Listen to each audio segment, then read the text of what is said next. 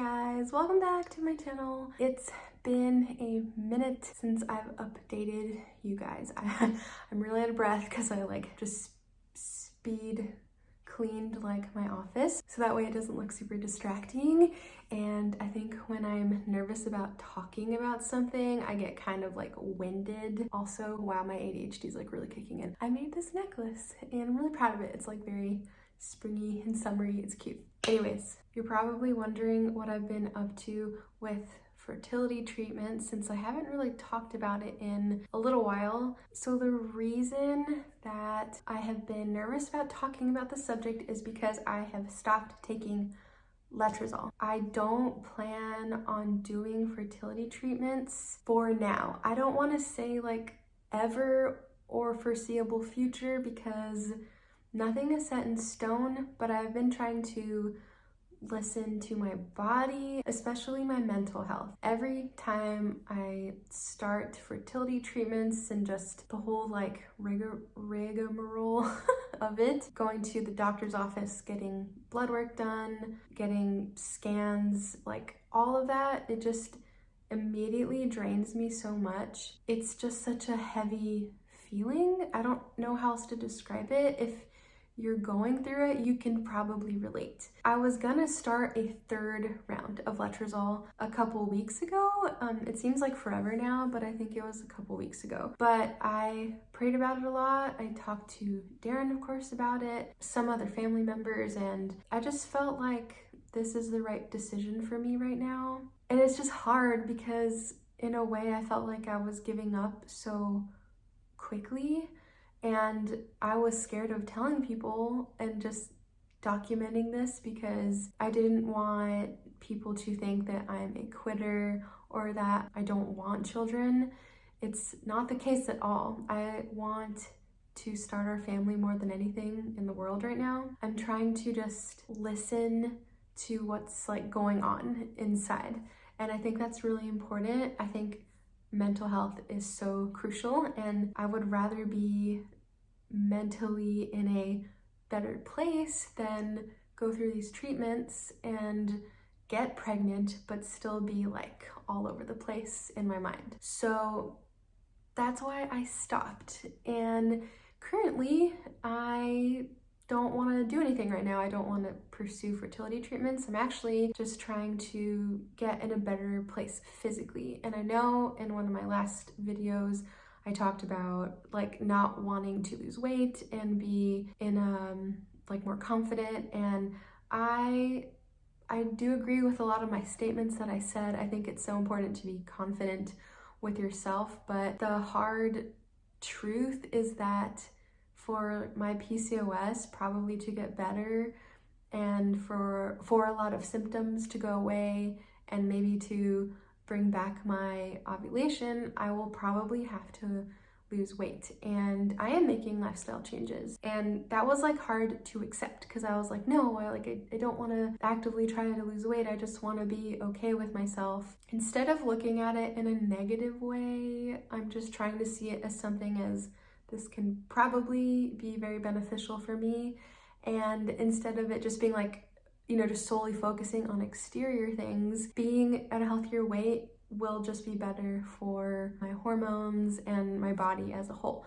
So viewing things positively is something I'm working on so hard. So I started going to the gym.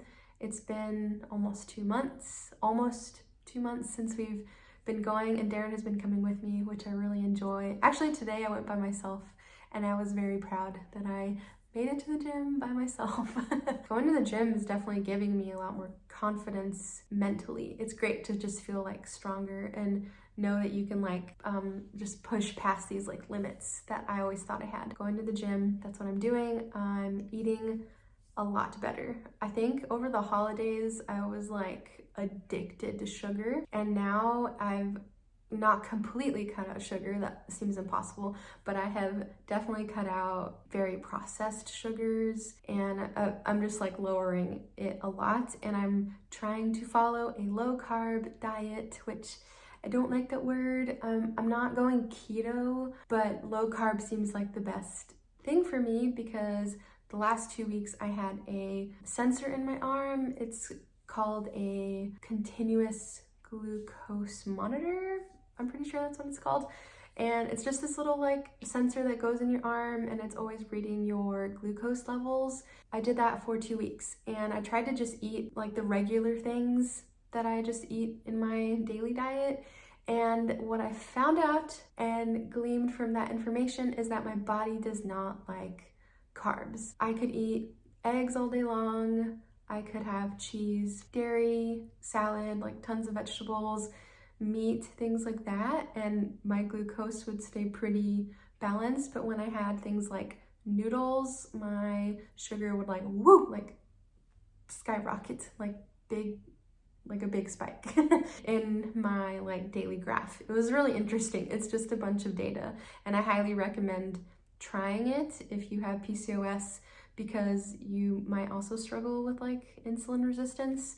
So that was it was just very informative, and now I know that my body doesn't do very well with carbs. So I'm making those changes. It's like taking time. Obviously, I'm not like perfectly low carb, but I'm pretty proud of myself for making these changes. I think that's really all the lifestyle changes that I'm making. They're making me feel more in control, and they're giving me the opportunity to be more disciplined, which is something that I lack as a whole. Like sometimes I can totally be lazy with lifestyle changes. Like I'm gonna be super honest, like I'm lazy when it comes to that. The driving factor for all this is just knowing that I can reverse all these symptoms, and people who say that PCOS is not reversible, in my opinion, I think are wrong. And I think that doctors, I'm not speaking for all doctors, I think they just want to give us like a really quick fix. And so going to a fertility doctor is a great thing because you can quickly like get more help. And I'm not saying it's an easy way out. It's not easy at all. It's incredibly difficult. I think they just want to push medicine on you. And while they will sort of tell you like, hey, if you lose weight, you might see better results with getting pregnant or ovulating, but they're not going to be like, hey, yeah, you should get a sensor in your arm so you can monitor your glucose levels, which will then help you balance your blood sugars, and then maybe you'll ovulate. So this is a case of doing it yourself. You are your own advocate.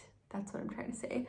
Things have been a little bit all over the place last couple weeks, but I'm feeling very positive, and I will keep documenting this process, of course, on my channel. I am so happy that people are curious about it, and I know it's mostly women, and if you are, going through the same thing, like please leave any questions below in the comments. I just really like responding to comments and reading them. It's very enjoyable for me. That's all I got for today. I'm pretty sure I've updated you on everything that's happening, and I'm gonna go walk Mavis because it's very lovely outside. It's kind of hot actually. So I will see you in the next video. Thank you so much for the support. I love all of you guys, and I will see you in the next video.